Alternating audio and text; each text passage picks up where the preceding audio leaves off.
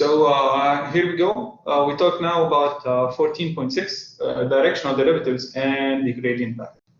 Okay. So let's see what do we have. Here in this section, in fact, we introduce a type of derivative called a directional derivative that enables us to find the rate of change of a function of 2 or more variables in any direction.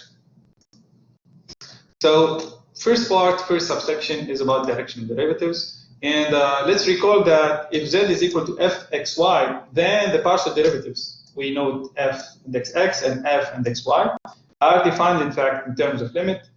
So fx expressed at x0, y0 is the limit when h goes to 0 of f of x0 plus h, y0, minus f of x0, y0, all divided by h. And similarly, the derivative with respect to y evaluated at x0, y0 is the limit when h goes to 0 of f of x0, y0 plus h minus f of x0, y0, all divided by h. So this represents, in fact, these represent the rates of change of z in the xy directions. That is, in the directions of the unit vectors, which are usually used in the Cartesian coordinate system, I and j. Okay? So the question, what happens if we consider different directions?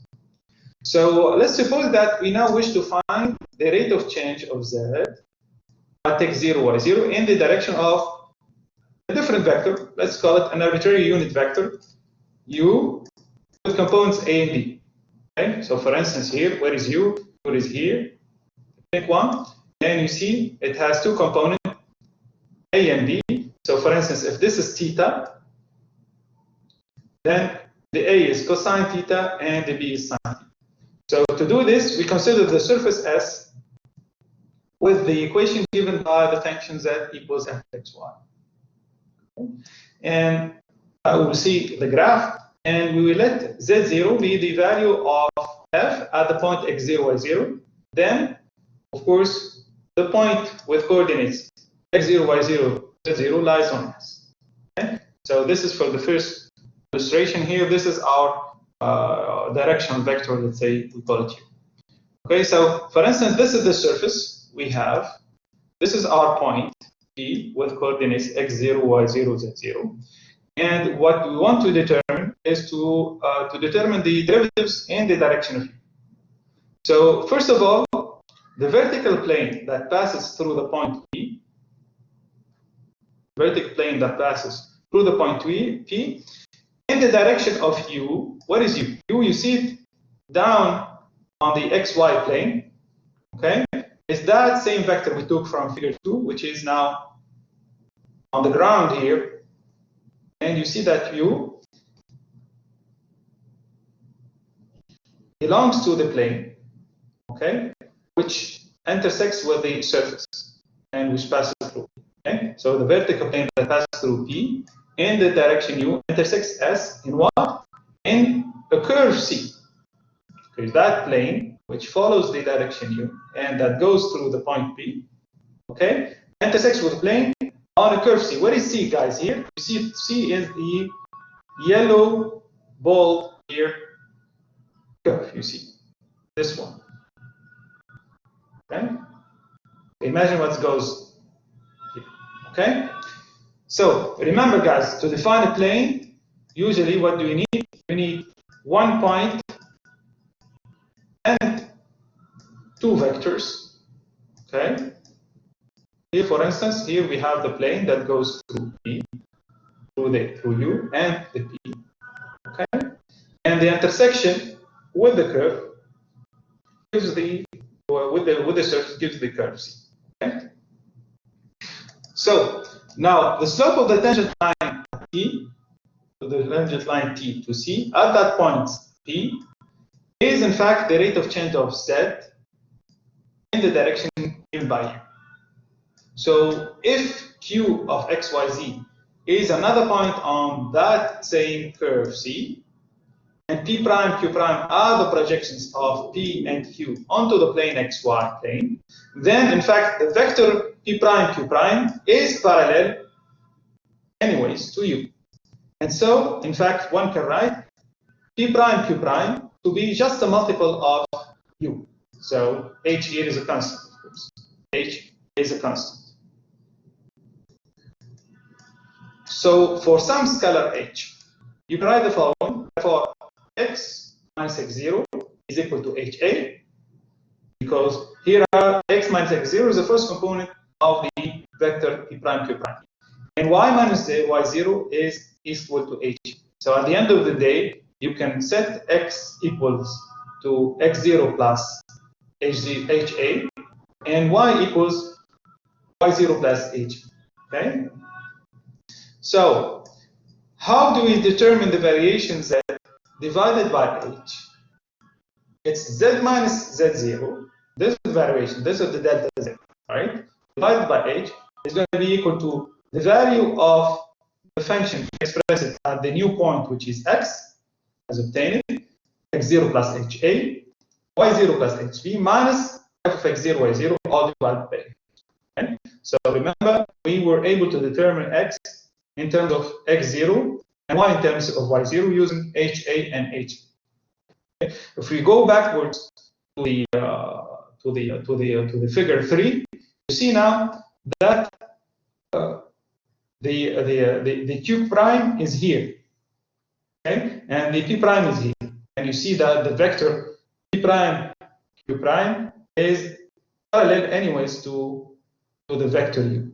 Okay, so the component here are written as hb and ha.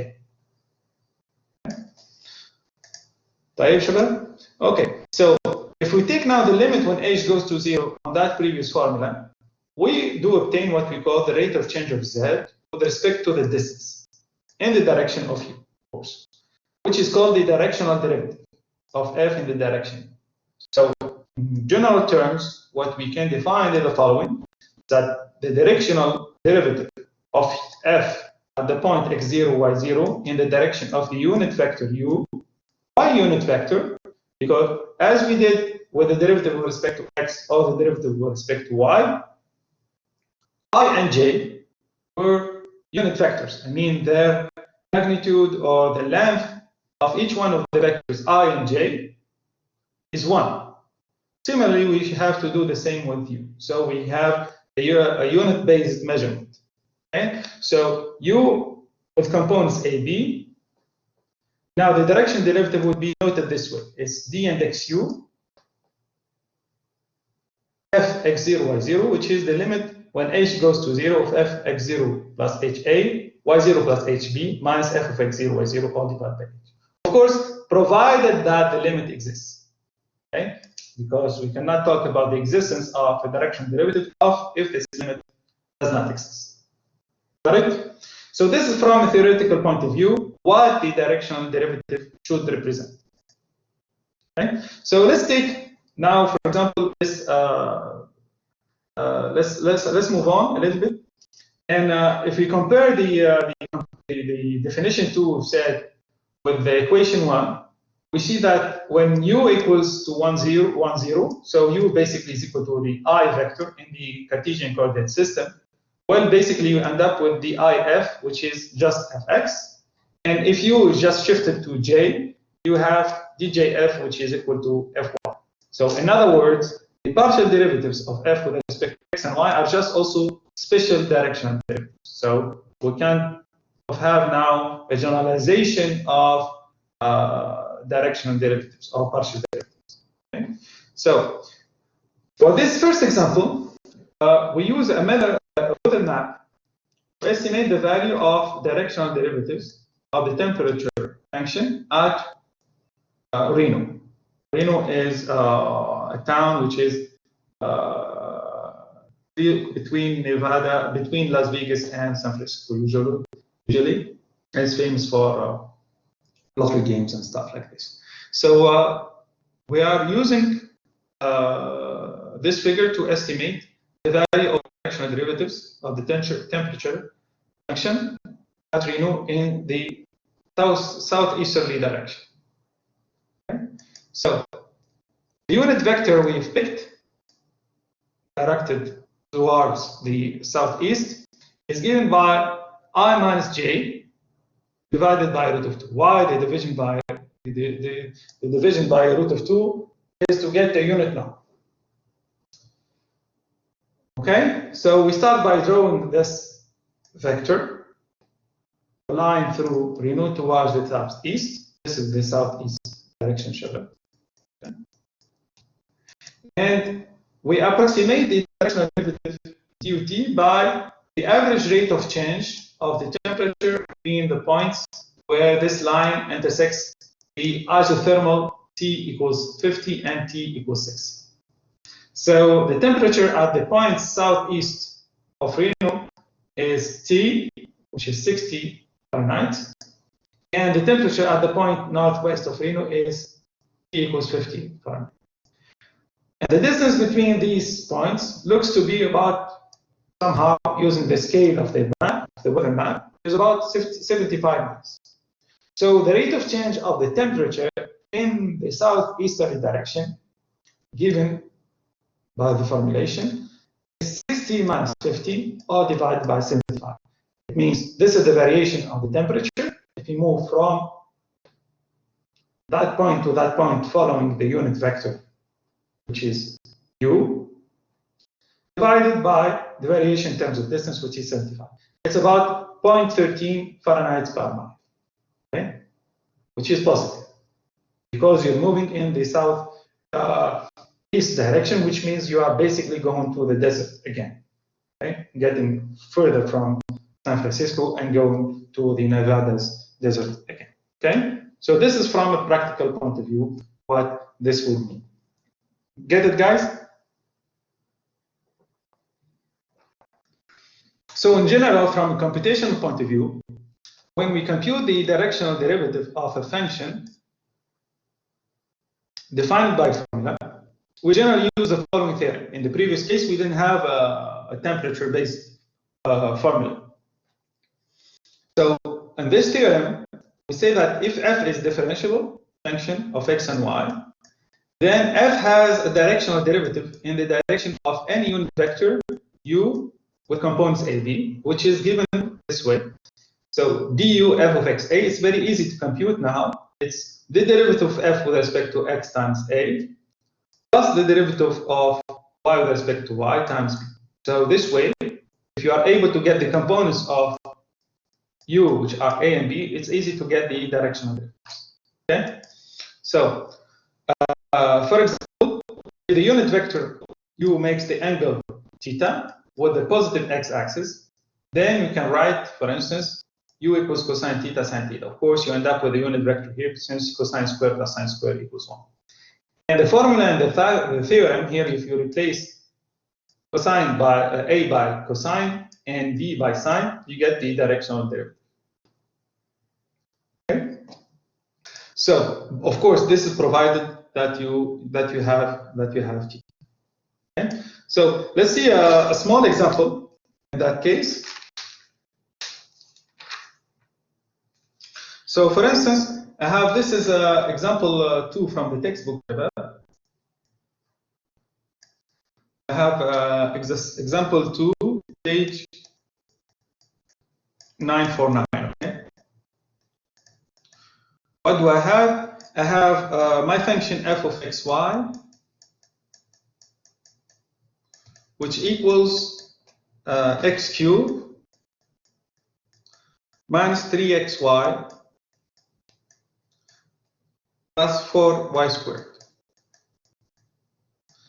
Now the question here is to find for u with theta equals 5/6. Okay. So u is a unit vector given by angle theta, which is 5/6. We would like to find du f at 1, 2. The directional derivative at the point 1, 2. How much is it, guys? So following that previous result, we said it should be equal to what? The first derivative of x of f with respect to x at 1, 2 here times cosine theta plus the first derivative of f with respect to y at the same point 1, 2 times sine theta. All right? Now let's compute these derivatives. What is fx, guys? We get 3x squared minus 3y. Okay? So at 1, 2, what do we have? This is equal to how much, guys? 3 minus 6. Yes. 3 minus 6, which is basically minus 3. Minus 3. And the derivative with respect to y is going to be equal to minus 3x plus 8y. So fy here at 1, 2 is equal to minus 3 plus 16, I guess. 13. So we get 13. Okay? Okay. Now, what is cosine of pi over 6? Cosine of pi over 6 is square root of 3 over 2, right? So you get minus 3 times square root of 3 over 2 plus 13 times what is sine of pi over 6? It's half, right? So basically, you get the directional derivative, which is 13 minus 3 square root of 3 over 2, and that's it. All right? Okay, guys, that clearer? Hopefully. Any question? Okay, so let's go back to the slides. Now, we will start talking about the gradient. What is a gradient? Anyone has an idea, guys? Have you ever heard about this terminology?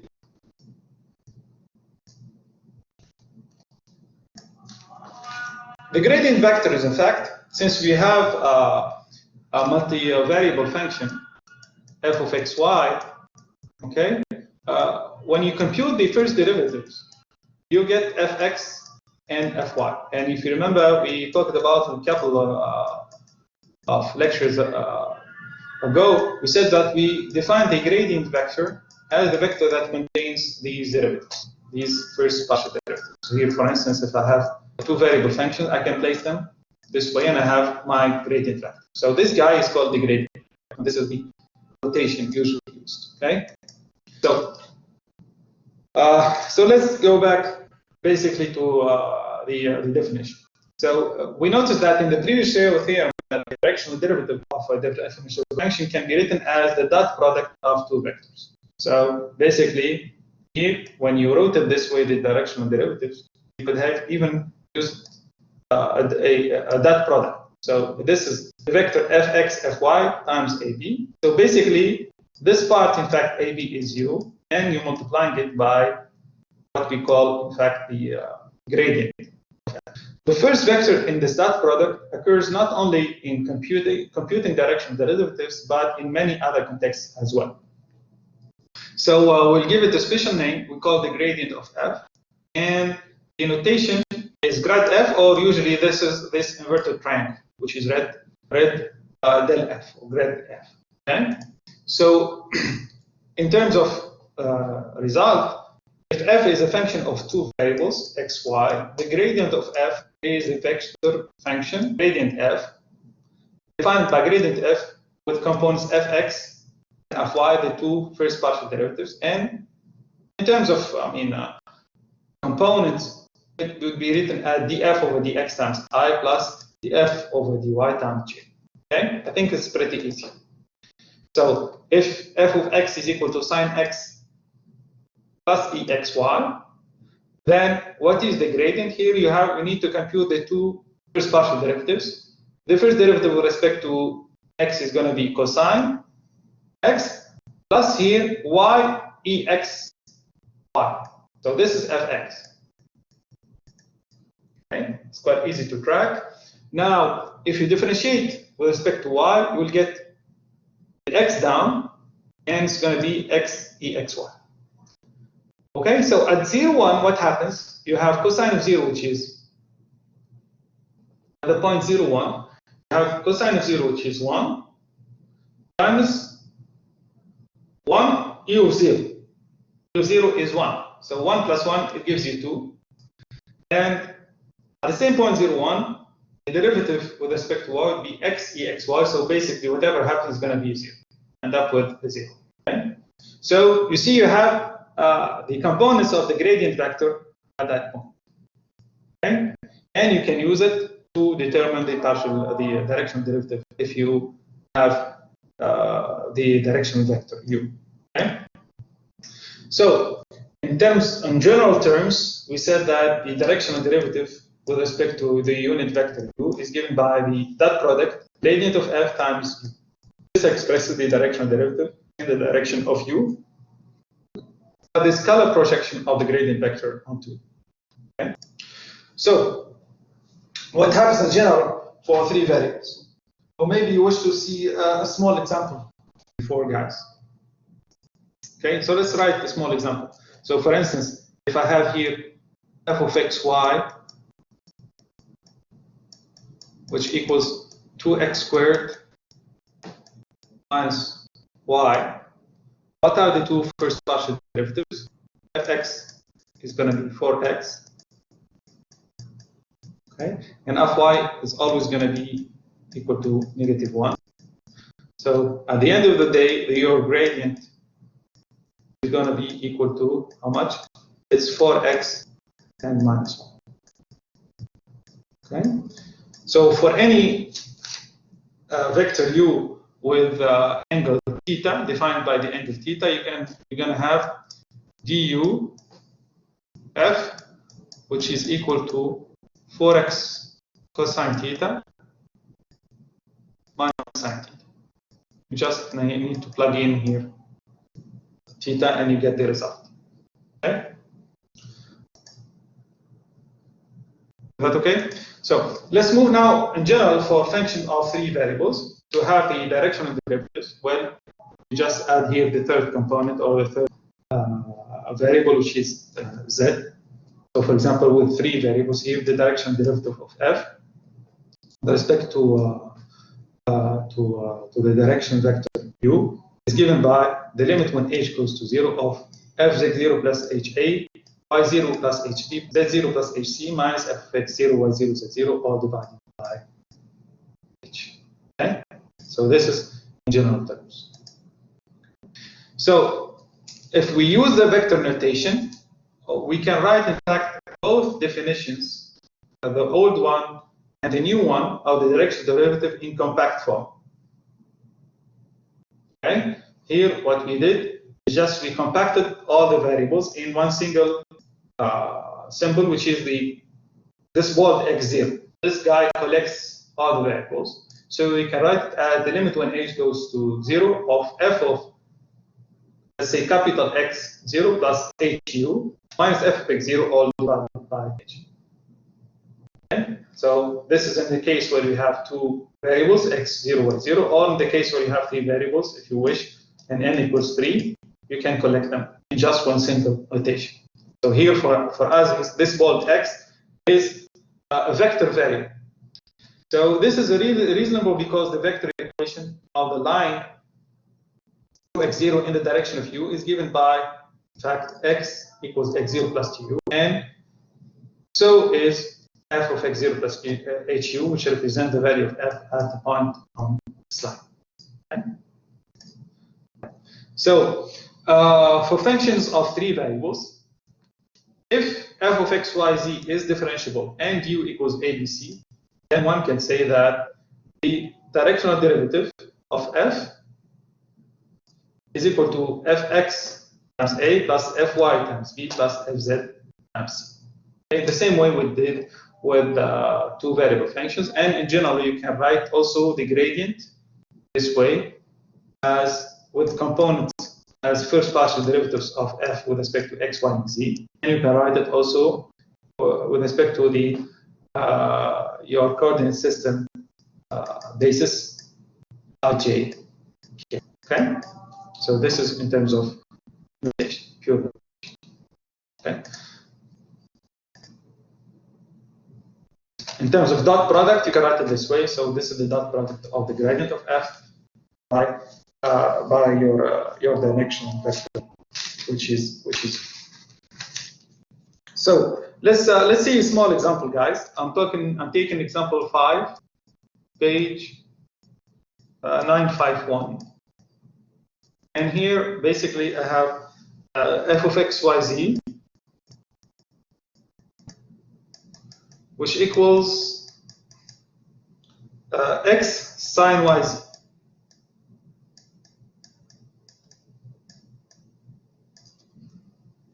We would like to find the gradient. First question, find the gradient of f, and b, find the directional derivative of f at 130. We'd like to find the directional derivative of f at 130,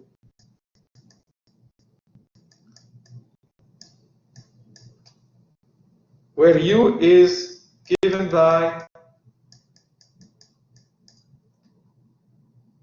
1, 2, -1. Where should we start? Hopefully the question is clear. You have the expression of your function. Okay, we need to find the first partial derivatives and use them to find the directional derivatives using the vector u, which is given. Okay. What are the first partial derivatives? Derivative with respect to x, first of all. Sine yz. Sine yz. Thank you, Karim. With respect to y, I'll get derivative of sine is cosine. Am I right? Sine yz. Yeah. So the z gets a cosine yz. Am I right? And finally, the derivative with respect to z is going to be xy now, cosine yz. Okay, so the gradient vector basically is this guy. It's the one that collects all these partial derivatives. Should be multiplied by 1, 2, minus 1. So basically here, this is the gradient. You can plug in here fx, fy, and fz, if you wish. Now, to find the directional derivative, you just need to multiply by 1, 2, and minus 1 respectively. So you will have the complete formula. Okay? At the point 130 now, what is the value of these derivatives? What are the values of these derivatives at 130? So which means x equals 1, y equals 3, and z equals 0. At 130, let's evaluate these derivatives. X equals 0. This derivative is equal to sine of 0, because z is 0, right? 0. Yes, here I'll get cosine of 0, which is 1, times xz, which is 0. Okay, z is 0 outside. And here I have cosine of 0, which is 1. So it's just 3 times 3, which is xy. Okay, so basically you have the partial, the last component is going to be the one that counts. It's going to be the directional derivative would be minus 3. Are you okay with this, guys? So you're going to have 1 times 0 plus 2 times 0 plus negative 1 times 3. Is that clear for everyone? So this is the directional derivative of f with respect to the vector 1, 2,